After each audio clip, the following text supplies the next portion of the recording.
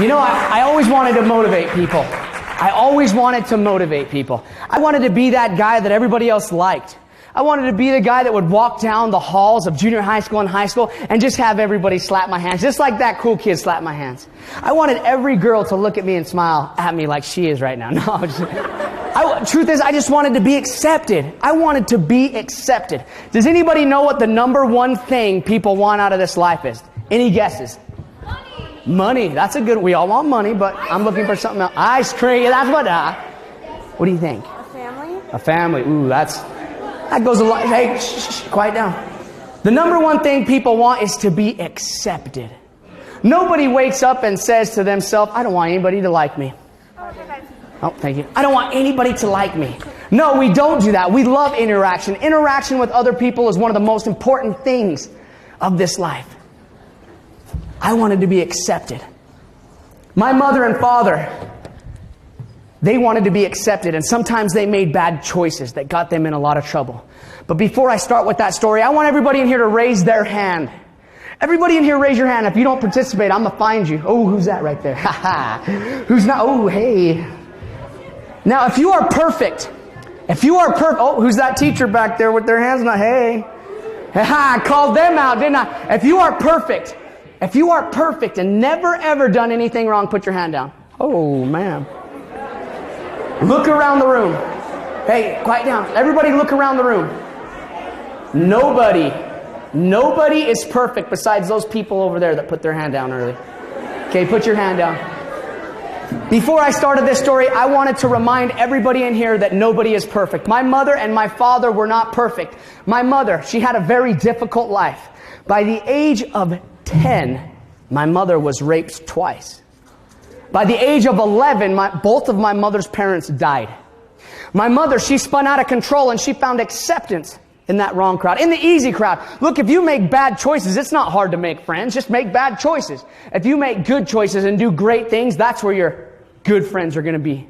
That's where the people that are going to be successful are going to be. Do not make bad choices. My mother, she lived with any family member that would allow her to live with them.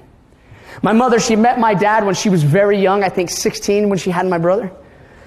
And my parents, they lived in East LA. That's where I was born, in the ghetto. 14th Street, San Bernardino is where I was living. It was the ghetto. My father and my mother, my father was so abusive to my mother that the state of California got involved and said that I'm going to take your children away. I don't know if my mother just hurried and left with her kids or if they gave her the option, but my mother, she left California and we moved to Delta, Colorado. Now, when we lived in Delta, Colorado, we just lived in a small little home on Palmer Street. And my mother, she kept getting in trouble. My mother, she kept getting arrested. And I remember escaping from the babysitter's house. And I ran down to the jail. And I was like 5 years old.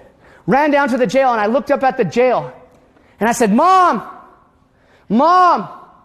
And finally my mother, she came to one of the windows. Back in the day, they had plexiglass windows with holes. So my mother, she was able to speak to me. My mother, she began to cry. Me being the age of my little girl, my other little girl. I know why my mother was crying. Not only did she miss us, my friends, but the choices and the decisions that you make today, they will affect your future. And they don't always they don't affect just you. They affect everybody around you. My mother was crying because she was locked away while her children were being raised by somebody else. My mother was never able to get off drugs, and she was never able to get off her feet. She just gave birth to our younger brother, Joey. So she had 4 kids by like 20, 21 years old. My dad came from California and picked us up. And we drove in the back of a truck because we had nothing. In the back of a truck, we loaded our things and we drove all the way to Provo. Does anybody know where Provo's at? You know that Center Street Bridge in Provo? My brothers and I, we used to sleep under that and take naps. We had nowhere to live. We got a vehicle, and I remember driving to the Provo Park to sleep. And I told my dad, I don't want to sleep here. There's homeless people already here. And I was crying in the back. I mean, I was brave, but I was scared. Because there was homeless people that were already sleeping at the park. We were able to live behind a family member's home for the winter. I know who in here has a lawnmower. That's an easy question. Who has a lawnmower? Only half of you? Only half of you know how to mow lawns? So where you park your lawnmower, it's probably a little shed, right? Some of you have a little shed. That's where we slept for the wintertime.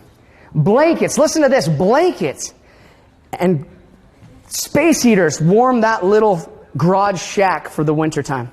My dad, he kept getting in trouble. He got arrested. After he got out, we left Utah County and we went to Carbon County.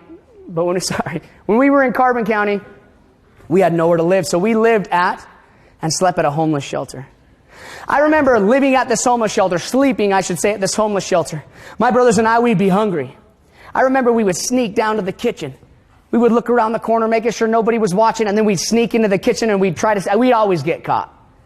We would try to steal pies or food from the kitchen because we were hungry. We were hungry. I remember walking up and down the road in Helper, Utah, asking people if they have any food or any candy that we could have. My dad, he was blessed with a job. And so we moved to Huntington, Utah. Our hair was a mess. Our clothes were a mess. And we were washing the clothes that we did have in a bathtub. And this man by the name of Steve Stream came over. And he noticed that. He brought us groceries. Do you know what the black garbage bags are that you guys give away for Christmas? Has anybody ever done that? Show me hands. Who's done that? I want to say thank you because I was one of those kids that received those black garbage bags. Isn't that neat? Steve told my dad, bring your kids over to my home and my wife will teach them how to read and how to write because she owned a daycare and preschool in the town. One evening we returned home to the homeless shelter to eat. My dad, he was on some substances. He got drunk and he was punching the windshield until the windshield broke and the side windows until they cracked. And he started to shout and say, there's a devil inside. There's a demon inside of our car, he shouted. Me and my two brothers were in the back seat. We were crying. We were screaming because we were scared. Blue and red lights soon began to chase our vehicle. The police officer opened up the door. He put my dad in handcuffs and he was taking my dad back to the car. And you want to know what I did? I jumped out of the patrol car and I raced up to the cop and I tried to protect my dad. I knew karate, but I didn't know enough. That police officer gently placed me and my two brothers back inside of the vehicle. And we watched that patrol car disappear into the dark Carbon County night. And that would be the last time that we'd ever live with our parents again. The police officer, you know what he said? He said, you're going to be okay. Everything's going to be okay. You guys are going to stay together, he said. Okay. My dad just got taken away. My little brother and my mom aren't here. We went to a foster care home. Not even a week later, 2 weeks later, a police officer came and said, your brother Jesse is going to live with another family. And I remember that night. Who in here is in foster care? Is it amazing? Can you stand up? Is that okay? If you'd like to. You guys have amazing stories. You guys have amazing stories. Can we give them a round of applause? They've been through a lot. Awesome. Thank you. Thank you so much. Pretty amazing. Pretty amazing. I appreciate you guys doing that. But we knew it wasn't going to be okay. Crying on that floor of that home, on that foster care. April 6th passed. It was my brother Michael's birthday. We celebrated his birthday alone. A police officer, the lady that owned the home, told us that there was another police officer coming.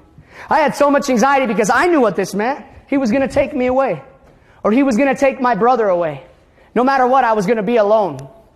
The police officer, he knocked on the door. The lady that owned the home, she opened up the door. And the police officer, he started to speak. Before he can get very many words out of his mouth, we looked right past the cop at the patrol car, and guess who we saw? Our brother. We ran outside to the patrol car as fast as we can. My brother, he was trying to get out, but he couldn't get out of the backseat of a cop car. So we opened up the door and we hugged on each other because we were reunited with each other again. The police officer told us that there was a family in Emery County that wanted to take us three in. This family already had 6 girls and 1 boy and 38 students at their house a day. And they were willing to take us 3 in. I remember getting to the Stream home. I remember pulling up to a big house. They had a playground, a trampoline. I love playing on the trampoline. I was, probably the same size I am now, but I was the shortest guy in our community. You know what all the tall guys would do to me? They'd body slam me and choke slam me all over that tramp. But I was so excited just to play. And they had a Nintendo. We'll just call it an Xbox because you guys probably don't know what a Nintendo is. I was so excited. And guess what? My 6th birthday, I just turned 6 years old. And they gave me one of the best gifts that I've ever been given. And that was a pair of light-up shoes. I remember walking to the bathroom, stomping my feet down, and the mirror, the house, the whole community lit up. That was one of the best gifts that I've ever been given. That's a cute story, right? That's funny, right? But let me tell you something. Some of your classmates, some of your friends in here, some of the foster kids here, some individuals, some of your teachers, they have had a more difficult life than I have had. So before we point fingers and write naughty notes and do naughty things to each other and be mean, you think about that. You think about my story and you think about their story. Don't ever be mean. If you're a bully, I'll tell you what's going to happen right now. When you get older, what happens to bullies? They really become not much unless they change their life. What happens to that kid who tries hard in school and gets made fun of? A lot of my friends are like engineers. And don't make fun of people.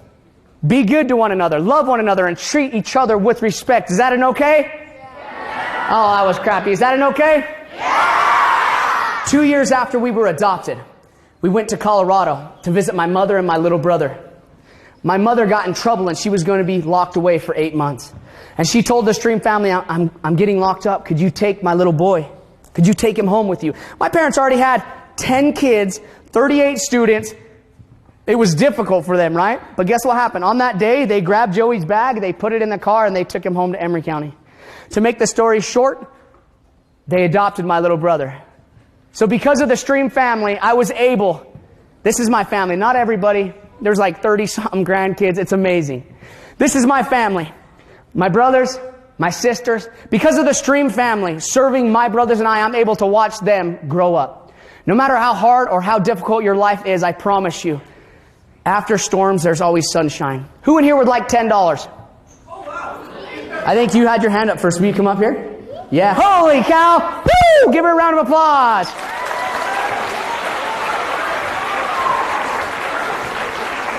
All right. What's your name? Lauren. You probably want to sit on the... I saw you eyeing my motorcycle. All right. What's your name? Lauren. Lauren. Okay, Lauren. I have a $10 bill. I have $10. Shh. I have $10. Why do you want this $10 bill? Because it has worth. Because it has worth. It has value, right? Hey, you three, you're wild. You guys trying to get the 10? It has value. Lauren, would you want this $10 bill if I crumpled it up? Yes. Okay. What about if I stepped on it? Yes. You would still want it? Yeah. I need this $10 bill. What about if I put it in my mouth? Would you still want it? Sure. All right. What about if I tore it? Yeah. Why? Because I want it. Because you want it. Why do you want this? Because it's $10. It's $10 and it still has value. Do we all agree that this still has value? Yeah. Now listen to this. You're worth so much more than this $10 bill. But during your life, you're going to get stepped on. People are going to put you in your mouth. People are going to break your heart. There's going to be bad things happen to you. But no matter what, if you don't destroy yourself, you will always keep your value. Thank you. Thank you. Give a round of applause.